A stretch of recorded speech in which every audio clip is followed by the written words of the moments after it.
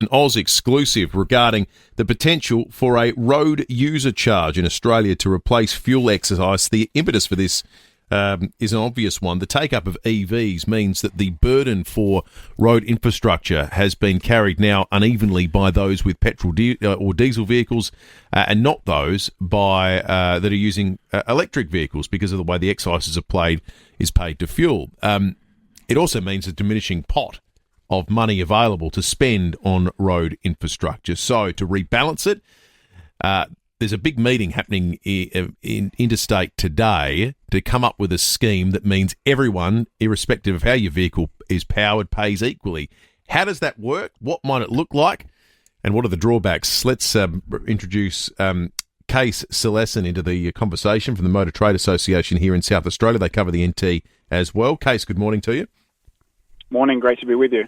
Thanks for joining us, Kaes. So within the industry at the moment, what are you hearing? Do you think that there's a sort of inevitability about this? I think it's about high time that we'd get on board with this at a national level. We've, of course, seen Victoria have a go at this. And, while it's an issue which needed to be addressed, as you've mentioned, the pot of money there that's funding our roads has been diminishing over time with more hybrids, more EVs, but even just more fuel-efficient petrol vehicles.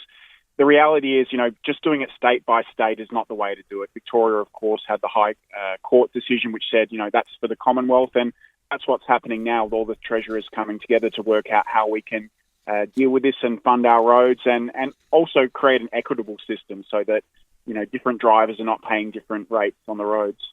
Because it's quite weird, the patchwork that exists between state Labor governments on this case, because there's sort of been this sort of progressive argument against it, saying, well, why on earth would we want to punish motorists who are treading lightly on Mother Earth by buying an electric car? That's been the sticking point for a long time, has it not? It is a big discussion point, and I agree. The Productivity Commission just last week released a paper which recommended abolishing generous EV incentives for things like the fringe benefits tax, getting rid of state-based EV incentives. And it's a really interesting moment in time for electric vehicles in that there's a bit of a sense that they do need to stand on their own 2 feet. So, for the average motorist, and keep in mind, we've got the new vehicle efficiency standard now. The cars that are coming in, the petrol-based ones are probably going to be paying penalties and the electric vehicle ones are going to be earning credits. But for the average motorist, your listeners out there driving and considering their next vehicle, how does this all play into my decision and how does that affect emissions? And, in the case of the road user charging, how do we pay for the roads that are being used every day by us? So the New Zealand model is a bit of a case study potentially for us. They are applying a fee for all electric, hybrid, petrol, diesel vehicles to pay based on the distance you travel and vehicle weight. Do you think that's an effective model that we should follow in Australia? I think it's one that should be thrown into the mix. And I think when the treasurers and the minds that come together discuss this, they need to look at all the different options. But the New Zealand model, kind of like a prepaid SIM card way to think of it, in that you buy allocations, on your expected use. That can have its drawbacks in terms of, what happens if I don't use it all? What happens if I don't get enough? The other option that's been discussed, and that's what Victoria tried to do, was effectively take a photo of your odometer. Probably the simplest to do, but also has its drawbacks in terms of potentially people misreporting what they're doing, either on purpose or by accident.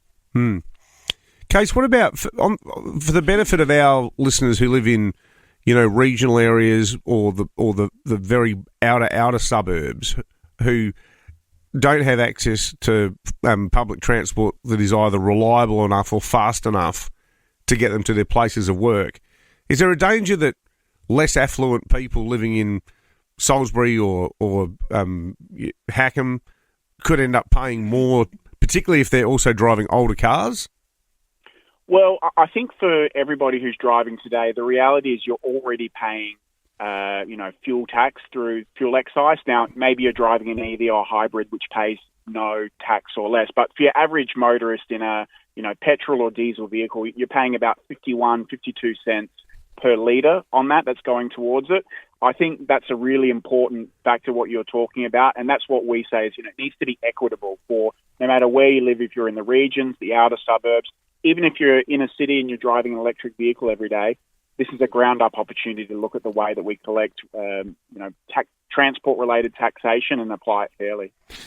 Sorry, Bill. Kaes, do you have a view on how this might affect the take-up of electric vehicles? Because I reckon right now, if people are sitting down to buy them, they do the sort of back-of-the-napkin maths and they'll work out, well, how much am I saving on petrol? If there's no fuel excise, and that comes off petrol, but there is a road user tax, do you expect that to have an impact on how many people are interested in buying EVs? I think it will to a degree, and you're right. Your average consumer is probably looking at it at a financial level. If they're getting an environmental benefit too, then people are happy for that.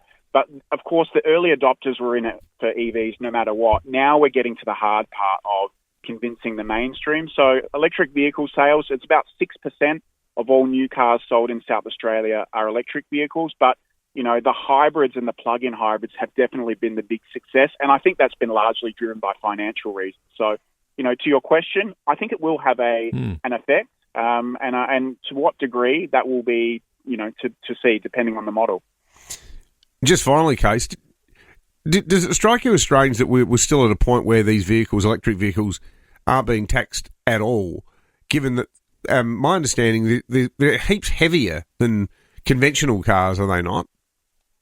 Well, generally speaking, yes, they are. For your passenger electric vehicle versus a passenger petrol vehicle, they're much heavier, and that's largely driven by the battery. And while that weight and efficiency may come down over time, the reality is they are contributing more to the wear and tear of our roads. And, that's a fair point. Our argument is that every motorist needs to pay their way on our roads, and hence why it's really important that we have this discussion about how we collect road users charges and how we fund our roads, because I know, motorists in the region, they want to have their roads maintained, even in the local areas, potholes all the way through to, road sealing and upgrades. It's incredibly important.